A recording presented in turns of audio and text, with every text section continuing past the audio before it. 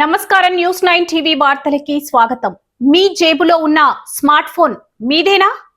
అందులో ఉన్న bank account safe గా ఉందా? అయితే మీరు వెంటనే అలర్ట్ అవ్వాల్సిందే. ఎందుకంటే ఒక చిన్న వాట్సాప్ మెసేజ్ దేశవ్యాప్తంగా ఏకంగా 125 కోట్ల రూపాయలను కొల్లగొట్టింది. వినడానికే షాకింగ్ గా ఉన్న సూరత్ పోలీసులు బయటపెట్టిన ఈ సైబర్ క్రైమ్ కథ వింటే మీరు ఉలిక్కి పడక ఖాయం.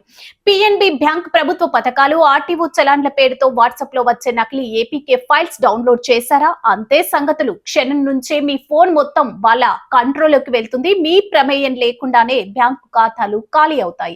ఇలా దేశవ్యాప్తంగా 31,174 మొబైల్స్ ని హ్యాక్ చేసి 5,613 మంది అమాయకుల నుంచి 125 కోట్ల 39 లక్షల రూపాయలు దోచారు సైబర్ నేరగాళ్లు. అత్యంత సంచలన విషయం ఏంటంటే ఈ మహా కుంభకోణానికి మాస్టర్ మైండ్ జస్ట్ 11వ తరగతి పాస్ అయిన 18 ఏళ్ల కుర్రాడు.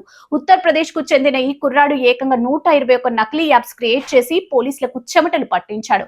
ఒక్క సూరత్ లో జరిగిన 5 లక్షల మోసం కేసును పట్టుకున్న జమర్తా డియోఫర్ నుంచి బీహార్ లోని పాట్నా వరకు సుమారు 2,450 కిలోమీటర్లు చేసిన సూరత్ పోలీసులు అర్ధరాత్రి మారు వేషాల్లో వెళ్లి పాట్నాలోని ఓ హోటల్లో దాడులు చేసి ఈ ముఠా గుట్టు రట్టు చేశారు. సో వ్యూయర్స్, వాట్సాప్ లో వచ్చే ఏది పడితే అది లింక్ ని క్లిక్ చేయకండి. ఫోన్ మీ చేతిలో ఉన్నా దాన్ని ఆపరేట్ చేసేది సైబర్ నేరగాళ్లు అనే నిజం మర్చిపోకండి. Be careful, be alert. మరిన్ని అప్డేట్స్ కోసం చూస్తూనే ఉండండి న్యూస్ 9 టీవీ.